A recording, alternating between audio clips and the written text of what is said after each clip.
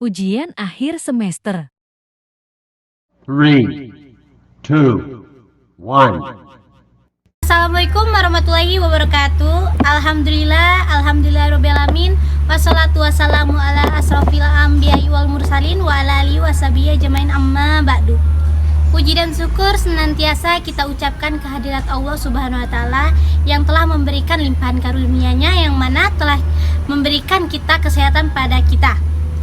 Tak lupa juga selawat berserta salam kita haturkan kepada Nabi besar kita, yaitu Nabi Muhammad SAW. Di sini saya memenuhi tugas UAS yang berbentuk video pidato oleh dosen pengampu Ibu Madalina SAG MUD. Hai teman-teman di rumah, di sini saya akan membuat pidato dengan judul Riya dalam beribadah. Kita semua telah sadar dan mengetahui bahwasannya Allah menciptakan manusia hanyalah semata-mata untuk beribadah kepadanya secara benar-benar dan ikhlas. Namun sayang seribu sayang, ada sebagian hamba Allah yang dalam hidupnya menyimpang dari syariat Islam. Mereka merasa enggan beribadah kepada Allah.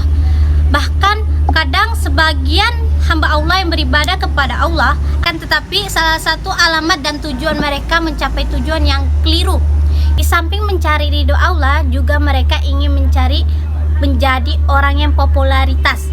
Bila semacam ini terdapat pada diri orang yang beriman, maka kita seharusnya sadar dan mengetahui bahwasannya seorang beriman semata-mata harus murni dan ditujukan kepada mengharap ridho Allah Subhanahu wa taala.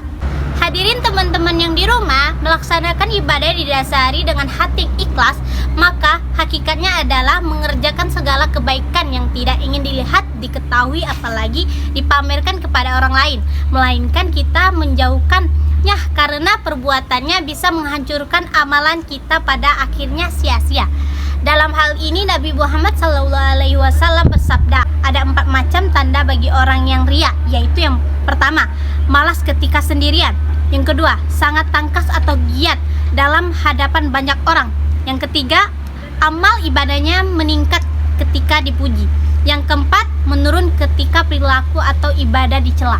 Untuk itu, bagi orang-orang beriman haruslah mengetahui bahwa 4 macam sifat itu akan menjerumuskan manusia kepada jalan kehancuran, yakni siksa neraka. Bila dalam hati seseorang beriman dihinggapi penyakit riya, maka secepatnya mungkin diobati. Jangan sampai berlarut-larut dalam diri kita.